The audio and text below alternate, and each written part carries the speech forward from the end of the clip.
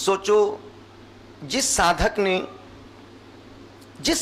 ने तपस्वी सम्राट से अपने माथे पर क्षुल्लक दीक्षा के संस्कार कराए हों और मुनि दीक्षा के संस्कार वात्सल्य दिवाकर श्री विमल सागर जी गुरुदेव से करवाए हों, वो इस युग के महान जिन्होंने अधिक दीक्षाएं दे करके इस दिगंबर की श्रवण परंपरा को जीवंत किया। 1 मिनट में उनकी श्वास रुकी और शरीर वहीं का वहीं पड़ा रह गया। पर सांस रुकने के पहले उनको संकेत मिल गया था। और इस सदी के एक ऐसे समाधिस्थ आचार्य हो गए, गणाचार्य श्री विराग सागर जी महाराज, जिन्होंने आने वाले संतों को, आचार्यों को एक बहुत बड़ा लेसन दे दिया। बिना बोले मत जाना, बिना लिखे मत जाना। लिख के भी जाते हैं तो लोग विश्वास नहीं करते। उन्होंने से, अपने विवेक बुद्धि से, अपने भीतर के ज्ञान से, विमल सागर गुरुदेव के उनके वात्सल्य से उनकी भीतर की प्रज्ञा जागी। और 2 दिन पहले उन्होंने कहा कि यार एक काम करो, एक बुलाओ वीडियो वाले को और मैं कुछ रिकॉर्डिंग करना चाहता हूं। और उन्होंने परसों अपनी बात, शरीर है, कभी भी कुछ हो सकता है। और ध्यान रखना, कोई भी व्यक्ति हो, हर व्यक्ति को 24 घंटे पहले मृत्यु का एहसास हो जाता है। कोई भी जानवर, कोई भी पता चल जाता कि अब मैं मरने वाला हूं। वो तो इंसान थे, उनको एहसास हो गया कि यार हो ना हो, कभी भी श्वास अंतिम श्वास बन सकती है। इस सदी में इतनी विवेक बुद्धि से, इतनी समझ के साथ, इतनी होशियारी के साथ कि मेरे जाने के बाद कहीं कोई संघ में, हमारे पट परंपराओं में कहीं कोई वाद विवाद ना हो। संघ में वाद विवाद नहीं होता है, भक्त बीच में आग लगा देते हैं तो संतों में फाड़ हो जाता। अरे गुरुदेव, अरे गुरुदेव। और यही कारण कि अनेक अनेक पट्टाचार्यों में 2-2 पट्टाचार्य इस देश में हैं। गुरु के जाने के बाद दोनों दावा, मैं पट्टाचार्य, मैं पट्टाचार्य। अरे भाई, जिसने गुरु को चुना है, पर गुरु चुन के गया ही नहीं ना। गुरु ना बोल के गया, ना लिख के गया। पर विराग सागर जी ने इस युग में आने वाले संतों को, आचार्यों को, संपूर्ण संघ को एक बहुत बड़ा लेसन दे के गए हैं। बिना बोल के जाओगे, संघ में फूट पड़ जाएगी, संघ में फूट पड़ेगी, समाज में फूट पड़ेगी, भक्त बट जाएंगे, समाज टूट जाएगी। उन्होंने अपनी प्रज्ञा बुद्धि से सारी बातें रिकॉर्डिंग कर दी कि देखो, शरीर का भरोसा नहीं है, शरीर का भरोसा नहीं है। शरीर अस्वस्थ हो रहा है पर मन मेरा स्वस्थ है। शरीर लाचार है पर चेतना। हमने अपने दीक्षा काल में 350 पौने 400 दीक्षा दी, हजारों श्रावक श्राविकाओं को व्रत प्रतिमा देकर के उनको धर्म के मार्ग पर लगाया। और मैंने अपने जीते जी मूलाचार में जो 5 आचार लिखे हैं, और इस परंपरा में, आर्ष परंपरा में, आज की इस तारीख में, आज की सदी में पूरे देश में 3 परंपराओं का निर्वहन हो रहा है। अंकलिकर आचार्य आदि सागर जी महाराज साहब का, चारित्र चक्रवर्ती श्री शांति सागर जी महाराज का, और आचार्य शांति सागर जी महाराज छाणी वाले। इन 3 परंपरा का ही निर्वहन इस देश में हो रहा है। और उनके शिष्य अपने अपने गुरु की परंपरा का निर्वहन कर रहे हैं। करना भी चाहिए।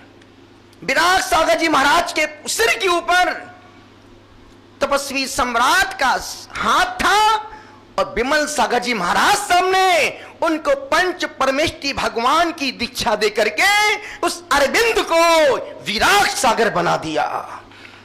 और सने सने धीरे धीरे बढ़ते बढ़ते बढ़ते बढ़ते बढ़ते बढ़ते उन्होंने विवेक बुद्धि से काम किया, 9 आचार बना दी। अभी जब उन्होंने विरागगिरी पर, अभी विरागगिरी पथरिया में जब एक उन्होंने यति सम्मेलन के प्रतिष्ठा महोत्सव किया, जो महावीर कीर्ति गुरुदेव ने 5 पद प्रदान किए थे, जो मूलाचार में अभी हम लोगों ने पढ़े हैं और अभी हमने डायरी में लिखा है उसको, उन्होंने 5 पद दिए थे।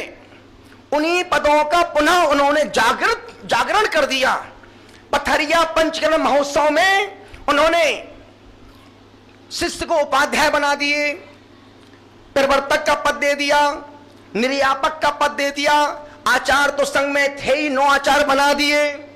जो परंपरा चल रही थी उस परंपरा को उन्होंने जीवंत कर दिया। सोचो, दूरदृष्टि एक संत की हो सकती है, भोगी की नहीं, योगी की दृष्टि दूरदृष्टि हो सकती है। और सोचो, वहां से प्रतिष्ठा करने के बाद चतुर्मास के लिए कहां जा रहे थे? औरंगाबाद। और कुछ दूर रह गए थे जालना में। 2 दिन पहले कुछ थोड़ा सा स्वस्थ शरीर है, कभी भी अस्वस्थ हो सकता है, कभी भी कुछ भी हो सकता है। कुछ अस्वस्थता लगी, उन्होंने अपनी मन की बात कही ब्रह्मचारी से कि भाई एक काम करो, सुधा सागर जी को फोन लगवाओ। और मैं उनसे कुछ अपने शिष्य से उनने फोन नहीं लगवाया, अपने से लगवाते मोह जाग सकता था, सिर्फ गुरु को नहीं, शिष्य के मन में ममत्व बुद्धि, मोह की बुद्धि जाग सकती थी। नहीं, फोन लगवाया किसको? सुधा सागर। और वो भी महाराज साहब बिहार कर रहे थे। ठीक है, मैं 2 बार 3 बार, जब तीसरी बार ब्रह्मचारी ने कहा महाराज साहब वहां से फोन आ रहा है, कुछ बात करना चाहे क्या आचार्य महाराज, और कुछ ऐसा स्वास्थ्य हो गया है। कमरे में पहुंचे, फोन लगवाया, स्पीकर ऑन था, वो सहज अपनी बात बोल रहे थे, विराग सागर भी अपनी बात बोल, दोनों की बातें हुई। महाराज साहब उन्होंने शांत, चिंता मत करो महाराज साहब, अब सुबह तक ठीक हो जाओगे।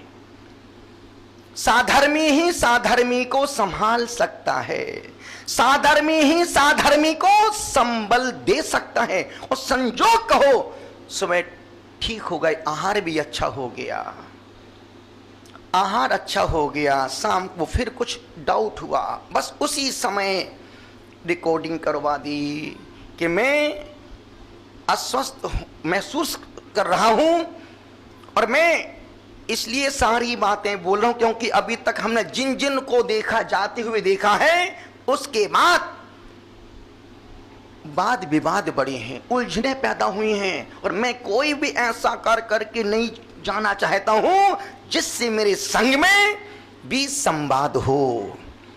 और मैं अपने संग के योग से, मेरे सारे शिष्य समर्पित हैं, सारे शिष्य समझदार हैं, सारे शिष्य मेरी आज्ञानुवर्ती हैं, एक भी शिष्य मेरी मर्यादा के बाहर नहीं है।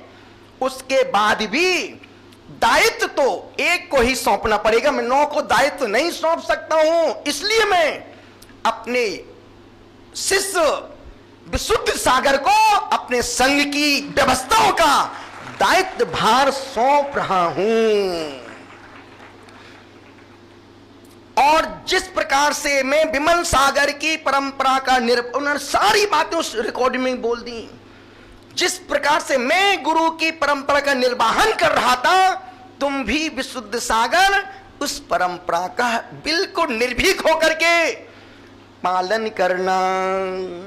तो तुम इस योग परंपरा को संभालना और मैं जो तुम कहोगे सारे शिष्य उस आज्ञा को सिरोधार करेंगे।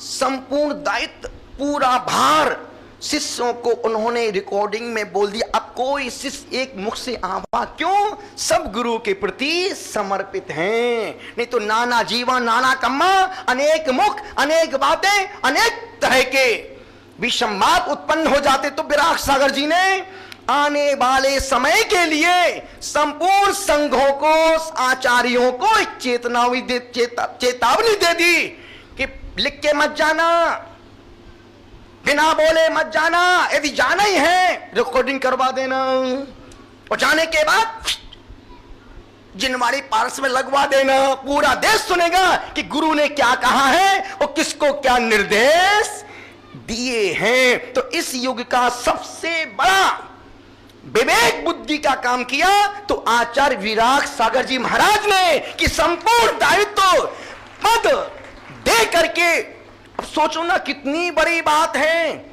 जिस साधक को भीतर का बोध हो गया था, दिग्वंदना की, काय उत्सर्ग किया, सबसे और उस रिकॉर्डिंग में भी मैं सब शिष्यों से क्षमा मांगता हूं यदि मैंने किसी शिष्य को अपने आचार पद पर बैठने के बाद द्वेष से, क्लेश से, दबाव पद के अहंकार से किसी को डांटा हो, फटकारा हो, तो सब शिष्य मुझे माफ करना।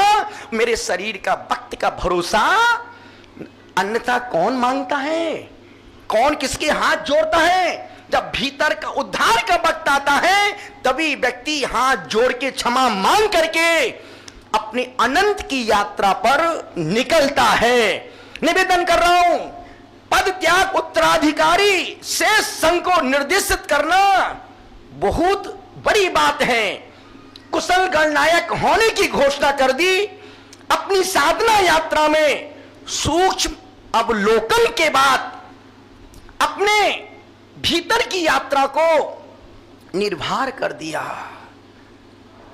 और सहज होकर के, निष्परिग्रह होकर, सब छोड़ छाड़ करके वाकई में इस समाधि को मैं प्रणाम करता हूं।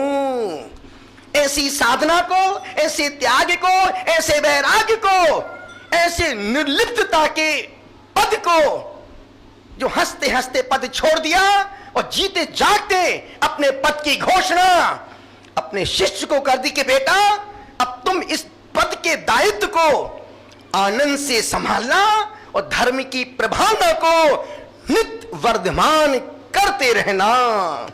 निवेदन अनुरोध कर रहा हूं गणाचार्य श्री विराग सागर जी महाराज आत्म जागृति हर आत्मार्थी के लिए मील का पत्थर बन गए।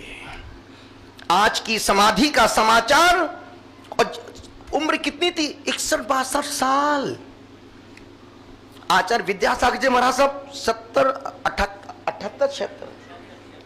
76 वर्ष की उम्र में, और उनकी जो निर्लिप्तता थी आचार्य संत, इस 2024 ने हमारे इस जैन धर्म के दो बड़े बड़े दिग्गज आचार्यों को काल के गाल में समेट दिया।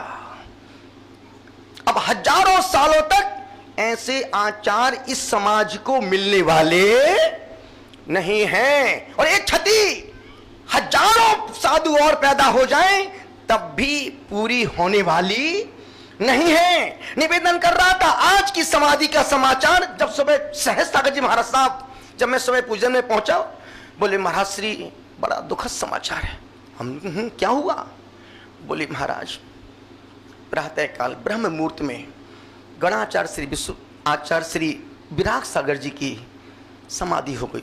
एकदम से शरीर ठंडा पड़ गया। हमने कहा यार इतने बड़े संघ के अब आज की तारीख में दो ही बड़े संघ के मुख्य नायक थे, एक तो आचार्य गणाचार्य विराग सागर जी महाराज साहब, एक हमारे अंकलिकर उस पट्ट परंपरा के चतुर्थ पट्टाचार्य आचार्य सुनील सागर जी महाराज, जो निर्विवाद धर्म की प्रभावना में बाहुबली बन करके धर्म की प्रभावना कर रहे हैं। 61-62 साल की उम्र में काल ने उन्हें अपने